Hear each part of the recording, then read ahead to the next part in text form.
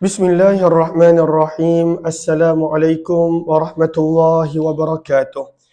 Bismillah, alhamdulillah, wassalatu wassalamu ala habibillah, Sayyidina Muhammad ibn Abdillah, wa ala alihi wa sahbihi wa mawalah. Subhanaka la ilma lana illa ma 'allamtana, innaka antal alimul hakim, wa la hawla wa la quwwah illa billahil aliyyil azim. Allahumma rabbi syrah lana sudurana wa yassir lana umurana wahlul 'uqdatam min alsinatina yafqahu aqwalana. Allahumma faqqihna fid din wa 'allimna at-ta'wil bi rahmatika ya rabbal alamin. Walhamdulillahi rabbil alamin. Alhamdulillah summa alhamdulillah, syukur kepada Allah Subhanahu wa taala kita bertemu kembali di dalam pembacaan kitab hadis sahih Imam Muslim rahimahullahu taala. Ahlan-ahlan kepada sahabat-sahabat semua, insya-Allah dalam tempoh sehingga masuknya Isyak, dalam tempoh lebih kurang 20 minit, kita nak baca beberapa hadis yang sempat dengan izin Allah. Ahlan-ahlan Linda Anis, Adilin Maira, Fatimah Samsuddin, Izzi Aish, Ayu Hafiz dan juga di ruangan TikTok Haifa serta Fatimah Az-Zahra. Kita dah tiba pada riwayat 222 pada bab yang ke-28. Masih lagi berkenaan tentang hadis-hadis yang ada menyebut tentang kekufuran, tentang kafir. Daripada zahir hadis, kita akan nampak seolah-olah orang ni kalau buat macam ni akan menjadi kafir. Contohnya dalam bab yang kita baca ini, wa qitaluhu kufrun, dan membunuh orang lain adalah menjadi kufur. Maka sebenarnya Imam Muslim nak memberi pemahaman kepada kita, maksud kufur bukanlah mengikut terjemahan lafzi dia, tetapi sebenarnya ada penerangan di sisi para ulama rahimahullahu ta'ala. Sebab itu kata Imam Muslim bab yang ke-28 seperti yang dijelaskan oleh Imam An-Nawawi pada tajuk Bayani Qaulin Nabi, babu bayani qaulin Nabi, bab pada hadis yang memberikan penjelasan berkenaan sabda Nabi SAW, sibabul muslim, mencela seorang Islam, fusukun adalah perbuatan fasik, wa qitaluhu, dan perbuatan membunuh orang lain, kufrun adalah perbuatan kufur. Apakah maksud dia? Kita lihat dulu pada Syarhul Gharib pada baris yang kedua, 4, 6, 8, 10 daripada bawah. Maka as-sabbu, apakah maksud as-sabbu? Terjemahan dia mencela. Asyatmu wa takallamu fi irdil insani bima yu'ibuh. Maksud as-sabbu adalah bercakap tentang sesuatu yang boleh mengaibkan maruah orang lain. Apabila kita bercakap sesuatu yang boleh menjatuhkan maruah orang lain, mengaibkan orang lain, maka itu bermaksud as-sabbu, mencela. Apakah pula fusuk? Al-fisku maksud asalnya adalah terkeluar. Dan maksud daripada sini adalah terkeluar daripada ketaatan yang kita pun panggil dalam bahasa Melayu kita fasik. Orang ni fasik. Apakah maksud fasik? Terkeluar daripada ketaatan. Al-khuruju anit ta'ah. Maka sebab itu kata Imam Nawawi, wa amma ma'nal hadis fasabbul muslimi bighairi haqqin haramun bi ijma'il ummah. Mencela, mengaibkan orang Islam yang lain adalah perbuatan fasik, haram, berdosa mengikut kesepakatan para ulama. Adapun baris yang kedua, wa amma qitaluhu bighairi haqq. Dalam hadis Nabi menyebut membunuh orang lain adalah kafir. Maka kata Imam Nawawi rahimahullah, adapun perbuatan membunuh orang lain, fala yukfar, tidaklah menjadikan si pembunuh itu kafir di sisi para ulama. Cuma dosa memang dapat dosa, tetapi tidak menjadikan kafir. Maka apakah maksud sabda Nabi, orang yang membunuh orang lain menjadi kafir? Maksudnya yang pertama, sama seperti yang kita dah baca sebelum maghrib tadi. Maksud yang pertama, idzastahallah, apabila dia menganggap betul, menganggap halal, menganggap tak salah, perbuatan dia membunuh orang lain boleh menyebabkan dia menjadi kafir. Maksud yang kedua adalah pada waktu itu, annal murada kufrul ihsani wan ni'mah wa ukhuwatul Islam. Orang yang membunuh orang lain memberi gambaran dia tidak menghargai, dia kufur, maksudnya dia tidak menghargai nikmat Islam yang Allah berikan kepadanya. Sepatutnya dia kena menginginkan kebaikan untuk orang Islam yang lain. Bila dia bunuh, bererti dia tidak menghargai nikmat Islam yang Allah berikan kepadanya. Dan yang ketiga, perbuatan ini ya'ulu ilal kufri bisyu'mih, akan menjadi penyebab kalaulah dia tidak bertaubat, menarik dia untuk kepada kekufuran. Maksudnya dia adalah muqaddimatul kufur. Orang yang membunuh orang lain, kalaulah dia tidak bertaubat, maka akan menjadi dia ditarik kepada dosa dan kepada kekufuran. Warabi, dan maksud daripada yang keempat adalah orang yang membunuh orang lain kafi'lil kuffar, adalah perbuatan itu seperti perbuatan orang kafir yang memusuhi Islam, yang suka membunuh orang Islam. Al-a'yadzubillah. Maka itu empat perkara yang Imam Nawawi terangkan. Riwayat 222. Wa bi ilaihi qala hadatsana Muhammad bin Bakar bin Rayyan wa Aun bin Salam qala hadatsana Muhammad bin Talhah tahwil. Wa bi ilaihi qala hadatsana Muhammad bin Musanna qala hadatsana Abdurrahman bin Mahdi qala hadatsana Sufyan tahwil. Wa bi ilaihi qala hadatsana Muhammad bin Musanna qala hadatsana Muhammad bin Ja'far qala hadatsana Syu'bah kulluhum an Zubaid an Abi Wa'il an Abdullah bin Mas'ud. Daripada sahabat Nabi Abdullah bin Mas'ud radhiyallahu ta'ala anhu, beliau berkata, Nabi SAW telah bersabda, sibabul muslim, perbuatan mencela orang Islam yang lain, fusukun, adalah perbuatan fasik, terkeluar daripada ketaatan. Wa qitaluhu, dan membunuh orang lain, kufrun. Kita ambil terjemahan yang keempat yang Imam Nawawi bagi, iaitu perbuatan kufur, perbuatan seorang yang kafir. Berkata Zubaid, maka aku telah berkata kepada Abu Wa'il, anta sami'tahu, adakah kamu sendiri yang mendengar daripada Abdullah bin Mas'ud, yang mana beliau meriwayatkan daripada Nabi SAW?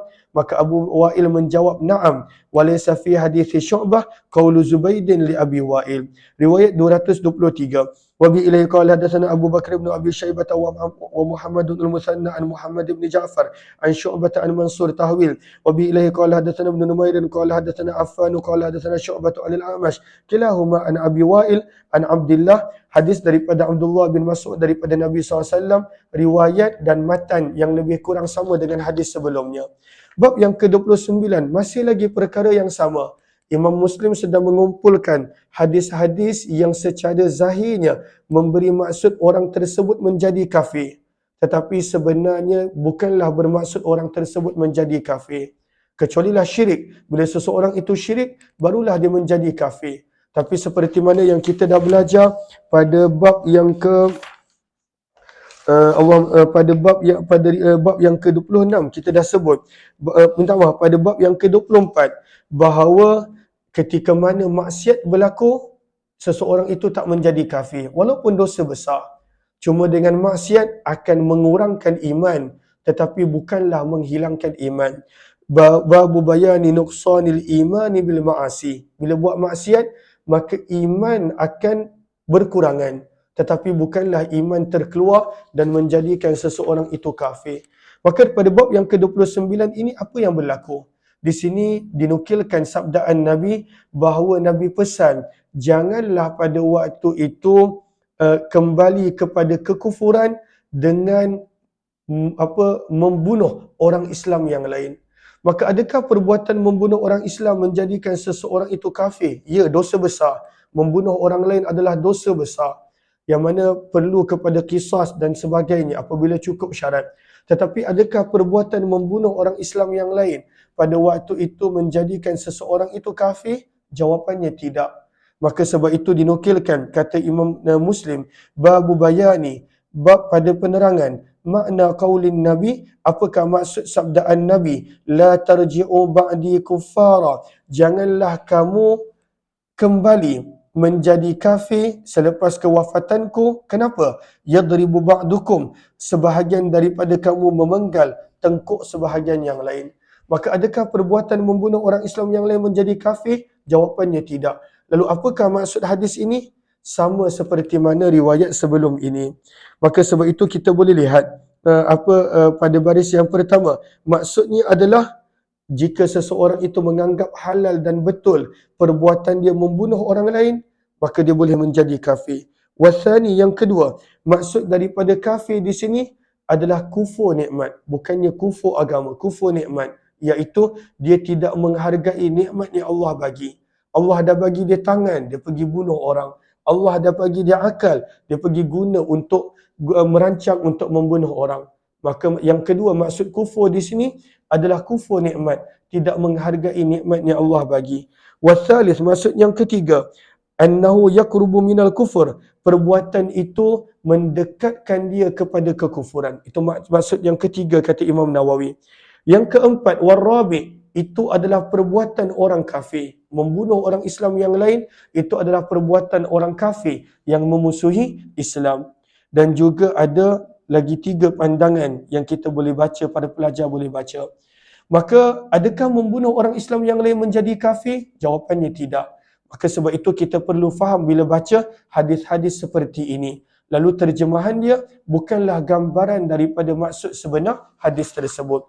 Riwayat 224. Wa bihi ilaihi qala hadatsana Abu Bakr bin Abi Syaibah wa Muhammad bin al-Musanna wa ibn Bashar jami'a an Muhammad bin Ja'far an Syu'bah tahwil. Wa bihi ilaihi qala hadatsana Ubaidullah bin Mu'adz wal lafdh lahu qala hadatsana Abi qala hadatsana Syu'bah an Ali bin Mudrik sami'a Aba Zur'ah yuhaddithu an jaddihi Jarir. Daripada sahabat Nabi Jarir radhiyallahu taala anhu, beliau berkata, qala liyan nabiyyu, Nabi sallallahu alaihi wasallam telah bersabda kepadaku bila fi hajjatil wada', pada haji perpisahan yang berlaku pada tahun 10 Hijrah. Maka Nabi bersabda, istansitin nas, suruhlah orang ramai berdiam. Istansit, maka kita boleh lihat pada Allahumma salli ala sayyidina Muhammad, pada baris yang ke-247, baris yang ke-7 daripada atas ataupun yang ke-8. Maksud istansit adalah pada waktu itu murhum bil insat, suruhlah orang ramai untuk diam.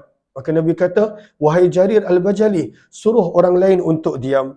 Summa qala, kemudian bila para sahabat dah diam, Nabi bersabda, la tarji'u ba'di kuffara, janganlah kamu kembali selepas kewafatanku menjadi kafir. Maksud menjadi kafir apa? Berperangai seperti orang kafir, berkelakuan seperti orang kafir yang memusuhi Islam.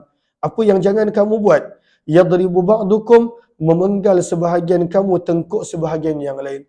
Maksudnya janganlah kamu berbunuhan sesama kamu.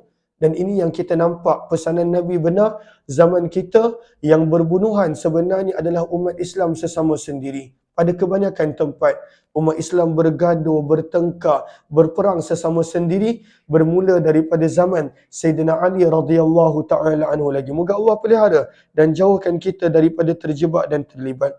Riwayat yang ke-225.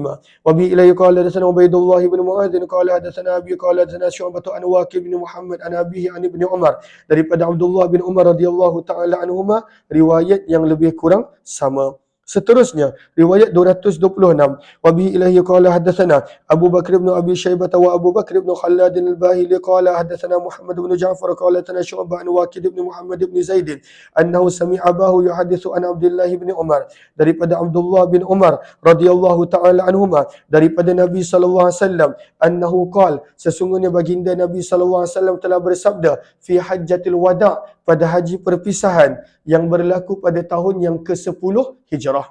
Maka apa sabda Nabi? Waihakum, celaka kamu. Au qala, ataupun Nabi bersabda, wailakum, kebinasaan untuk kamu. Bilakah berlakunya kebinasaan dan kecelakaan? Apabila seseorang itu melakukan perbuatan seperti orang yang tidak beriman. Maka sabda Nabi, la tarji'u ba'di kuffara, janganlah kamu kembali berperangai seperti orang kafir selepas kewafatanku. Apakah perbuatan orang kafir yang memusuhi Islam? Yadribu ba'dukum, sebahagian daripada kamu memenggal ke tengkuk sebahagian yang lain. Jangan kamu berperang sesama kamu. Jangan kamu bergaduh sesama kamu.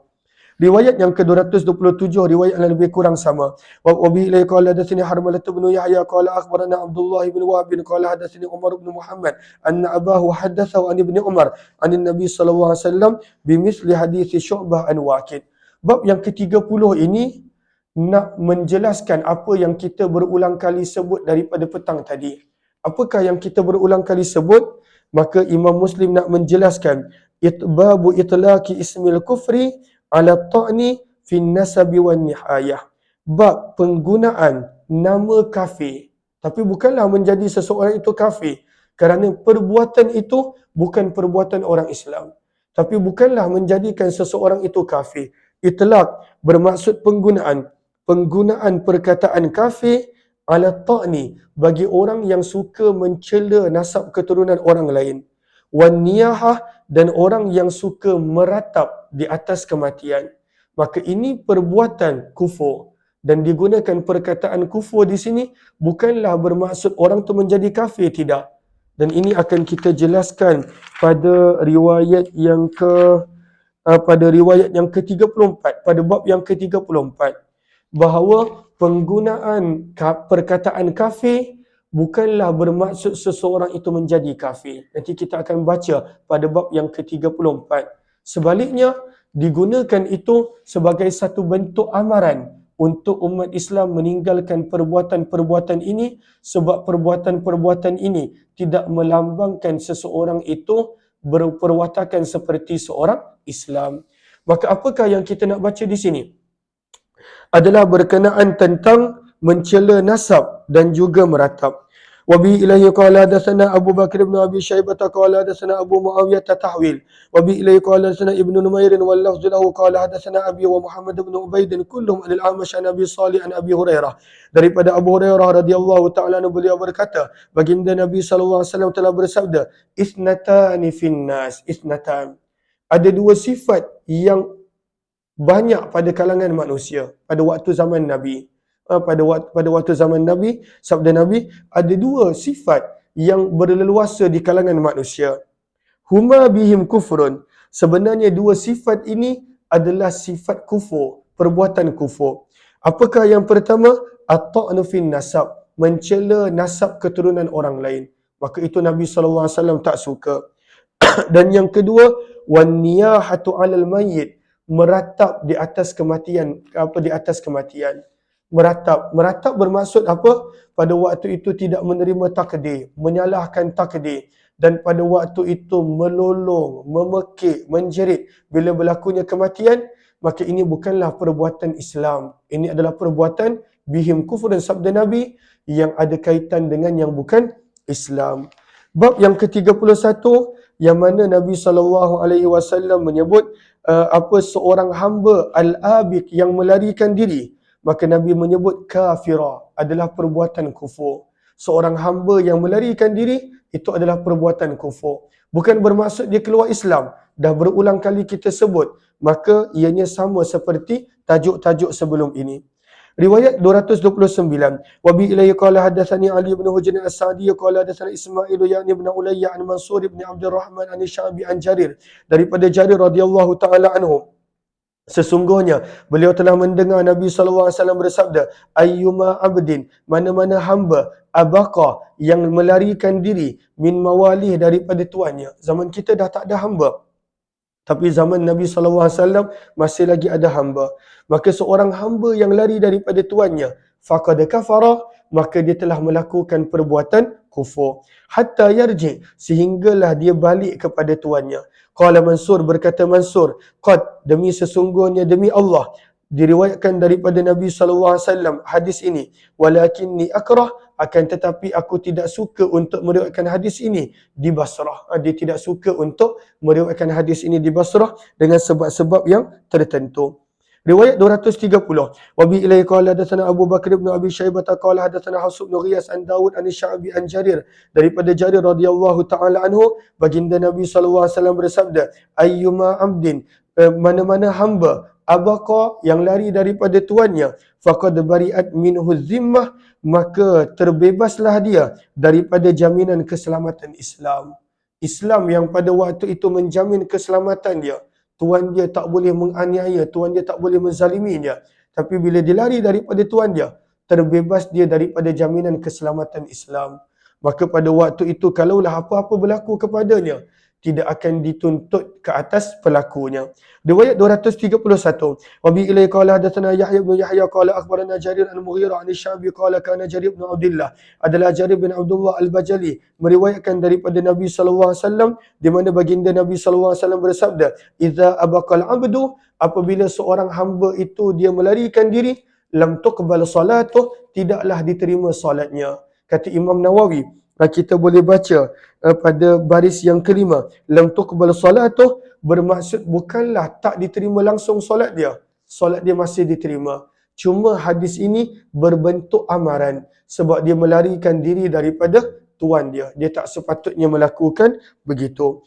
Bab yang ke-34 berkenaan tentang perbuatan yang tak disukai oleh Allah, iaitu menisbahkan turunnya hujan kepada bintang-bintang yang tertentu. Mutirna binau'i kaza wa kaza. Maka perbuatan ini tak disukai oleh Allah dan Rasul. Yang ini insya-Allah kita akan sambung kalau sempat. Insya-Allah pada jam 9.30 hingga jam 10 insya-Allah. Kalau sempat kita sambung jam 9.30. Terima kasih semua. Jumpa lagi insya-Allah. Wabillahi taufiq wal hidayah. Assalamualaikum warahmatullahi wabarakatuh.